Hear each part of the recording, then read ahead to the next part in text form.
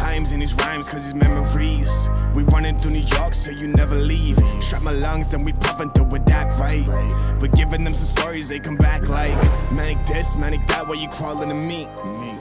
Okay guys, how's it going? Welcome back to the channel. So today we're going to be going over the top 10 parts that will fail on your BMW M54 engine at or before 100k miles. Now, as a lot of you know, the M54 is a very cheap and very reliable engine, but these parts, like any other BMW engine, and the same for all cars, they do have parts that will fail and will need replacing. So we're going to go over all the parts that you need to replace on your M54 engine before or after 100k miles. So the first one, guys, which is right down here, as you'll see, which is the clutch fan. Now, as many of you guys know, the clutch fan is notorious for going out and sometimes even letting go of the blades and actually destroying all your pipes and also all your parts on the system, on the auxiliary system itself. Now, they are known, the bearing's known to go bad in the clutch itself, and what will end up happening, it will wobble the bolt on the water pump and cause the water pump to fail also.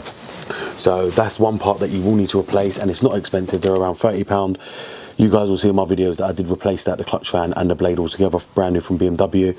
I got all the parts and it was very cheap for this engine, but it is something that I do recommend keeping on the car.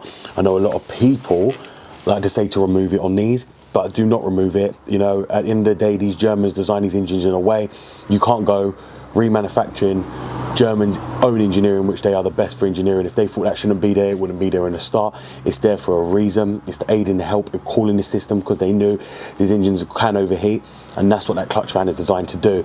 Now, in the UK, a lot of us, we know to keep that on there, but in the US, a lot of people think and believe, they listen to other people who tell them to take that off. Do not take that clutch fan off whatsoever.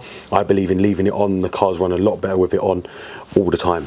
The next one, which is down here, guys, which you'll see right down here, is the thermostat and the water pump. It sits right down there, as you'll see.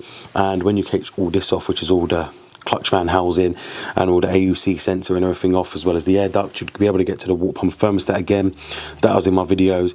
They both like to fail, and as I said, when I purchased this car, they were on the original ones, but we changed them all over to be on the safe side, and they were dumb, but they do like to fail, and I know that myself from having many of these engines, and so I just changed them out, and that's gave me safe driving for many miles now on this car without no issues. So I do advise changing them as well on this car, purely because they do fail, will fail, and will start to leak. Even the gasket starts to perish, and you can end up overheating the whole car.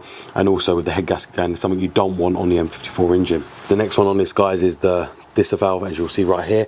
Now, as you guys know, this does like to fail, and this will fail, and you'll hear like a rattling sound. Now, as I've explained in my M52 videos, as well as the M54, this can fall off, and it is plastic, and it will go into the manifold and be rattling around. It can also get sucked in and destroy each cylinder, so make sure you do replace that. It's another part on the M54 that does and will fail, and it's something I do recommend changing out, because it also controls the amount of torque coming through as well. As you guys know, these are controlled for the intake manifold runners, so the valve is needed. There's a simple test you can do to take it off and hold your finger over the vacuum hose and see if it's actually holding shut. If not, they do Subaru kits. If not, these are actually cheap to buy as well. It's not something that you can't get hold of, so be aware of that as well, that you'll need to change that. The next one on these, guys, is going to be the valve cover. As you'll see around here, the valve cover likes to sit here, and they're known for leaking, and when they leak, they'll all go down the side here, and you'll see oil everywhere, and you'll smell burnt oil in the cabin. It's a known problem on the M54 and M52 engines.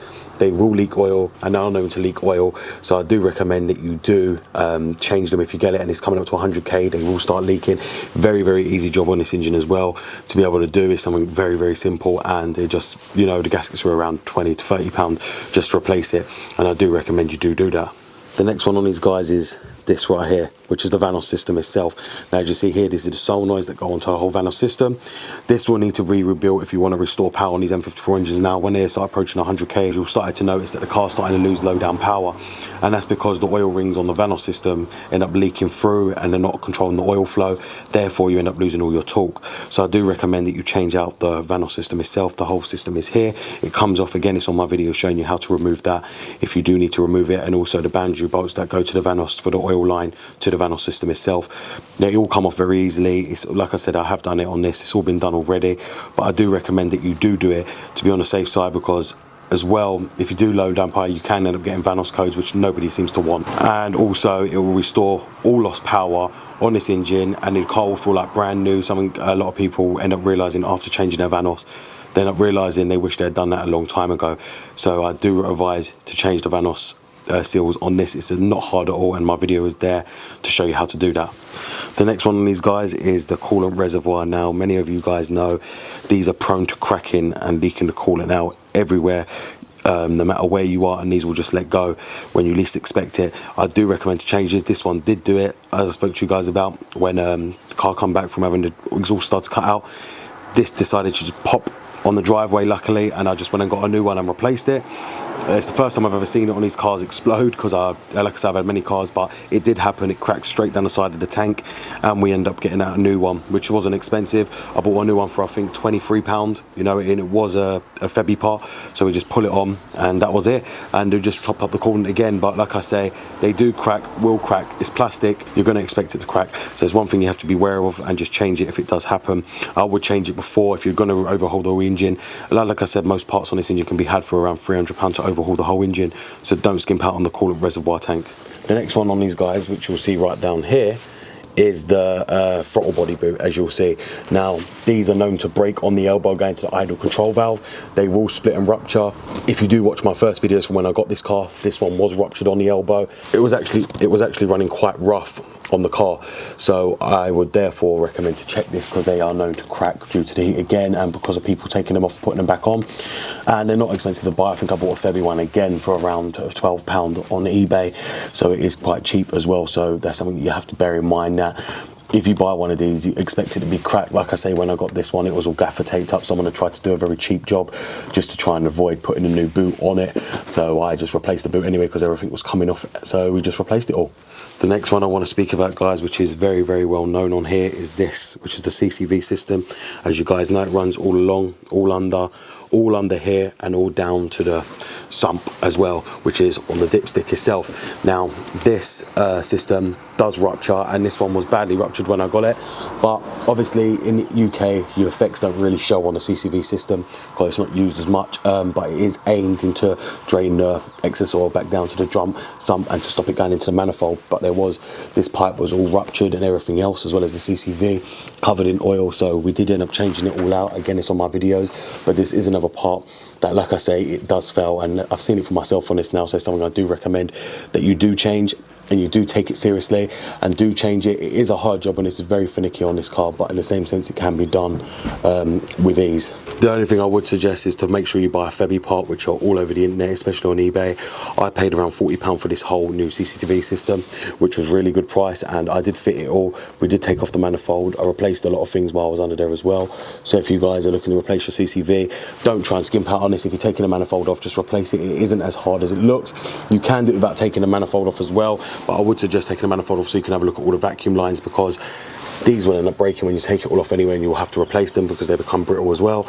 Majority of the vacuum lines will break, especially underneath as well. There's quite a lot of them, so just be warned that you will have to have loads of them to replace it as well. So the next one on these guys, which I don't like to state, but I know a lot of US guys are going to moan at me, is the MAF sensors. For some reason in the US they like to fail. I have not ever known them in the UK. Out of all the M54 engines I've had to ever fail, this car's sitting on 160k, and their MAF sensor's still doing its job perfectly with no fault codes. Now, in the US, that can't be said for the same, because they end up going through the MAF sensors like anyone's problems. But if that goes out, you will end up with a rough idle. Your car won't start. A lot of you will end up disconnecting it, trying to find out if that's the fault code. If your car stays idle in this part right here, can cause a lot of codes, especially rob your fuel consumption as well if that goes bad. Now, as you guys know, this is the meter for the amount of air going into the intake manifold, and it meters it via the DME to make sure it's the correct amount of air for so not to overfuel the engine. So if that does go bad, that will cause your car to end up running rough, also to run too rich, or to run too lean, depending on how it fails, and also a load of other codes like your car not starting. So be sure to check that if you're in the US. But like I say, also in the UK, some people it can happen, but I've not ever known it to happen. So therefore, like I say, I mentioned it for you guys to remember you guys included in this video. The next one on these guys is the oil filter housing gasket now. This one is a very leak free, and that's because I did replace it. This one's not leaking at all.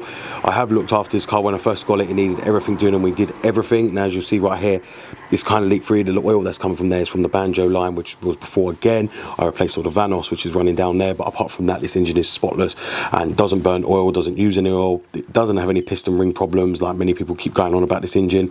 This car's sitting on 163k, still running fine with no oil loss at all.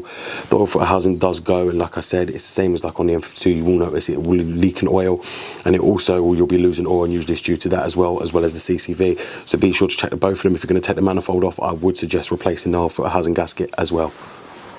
So there you have it, guys. I've just gone over the top 10 parts that will fail on your BMW M54 engine. Now, I know a lot of you are going to say that was more than 10. That's because we could have kept going, but I'm going to save them for another video. I don't want to go over everything right now. We can make another video showing you all the other parts that fail, how they fail, why they fail. But for now, I just wanted to go over the top 10 parts that will fail before 100k or after 100k on your BMW M54 engine. So if you are new here, everything I have gone over on this video, I have got the videos up regarding all the repairs for this car. So if you want to go and check them out, they will be in the top, being suggested to you guys as well. So you can go and watch them if you want to, or you've not seen them before. I will suggest them at the top of this video. I hope you guys have enjoyed this video, and if you have enjoyed it, please go ahead and subscribe and please like this video. This is BMW Dr. Dean here. Thank you very much for watching, and goodbye. And it's B, put it with a dot, put it with an M. I go A-L-O-N-E, if I gotta shoot, never with a friend. I've got a shipment coming to the ends. Tell them it's different, I don't need a pen. Everything straight from the top of the dome. Dig it up, aim for the top of the head, back of the head. And it's B, put it with a dot, put it with an M-A.